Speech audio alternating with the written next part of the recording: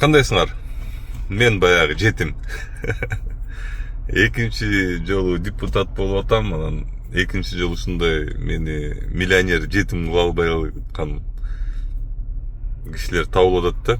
Биринчисинде да эсиңерде барбы? Биринчи жолу өткөндө дагы бир аял мен 4-5 квартирасы бар, анан Умарга бирди дарча этип койгон, анан кийин мындай тигиндей деп чыгарган эсиңерде бар да. Азыр дагы ошондой болуп атат да. Бирок мен кейгеним бул могу журналисттер. Эмне себептен силер качантан баштап мындай такталбаган маалыматтарды чыгарып калдыңар эле? Мен ошол моментте түшүнбөй калдым да негизинен. Буга баягы жоопкерчилик бар. Экинчиден болсо неме? Биринчисинде баягы аял киши мындай эле жөнөкөй эле мындай жарагын чыгарганда ушактычы. Азыр болсо мындай чоң эле байке чыгарып атат да. Бул ушактычы чоң эле байке чыгарып атат.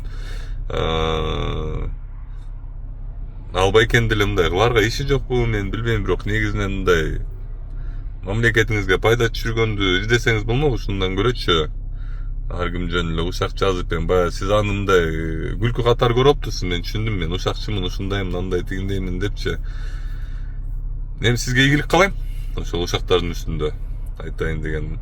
Анан кийин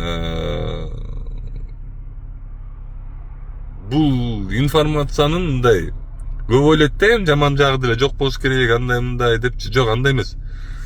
Жумуш кылып аткан адам үчүн бул абдан чоң тоскоолдук болот. Эми ар кандай нерселерди жазып мага жиберип атышат. Азырчы эми элестетиңиз, мен жумуш боюнча жооп беришим керек, жумуш боюнча жазышым керек, жумуш боюнча телефон алышым керек. Мага болсо болбогон бир нерсе боюнча чалып эле, анан болбогон нерселерди айтып эле, сүйлөп эле, ушундай нерселер болот да. Ошол жетим деген эми кайра эле жетим болуп атат. Биринчи ушакта да ушундай болгон. Мен тайжеме өстүргөн деп негедир ата-энемди, баягы ата-энем мен бага албай койгон, анан кийин мен тайжеме өстүргөн да биринчи ушактачы. Азыркы ушакта да ушундай экен да, практическичи. Мен ошо бар бололу, аман бололу, Кыргызстандын келечеги үчүн иштей берели, аракет кыла берели. Мындай ушактардын жакшы бир жери баягы мындай начар адамдарды өздөрү эле чыгып калат экен да. Өздөрү эле чыгып калат экен, өзүң эле көрсөң болот экен да, мындай.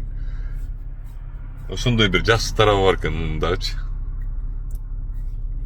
Ошол.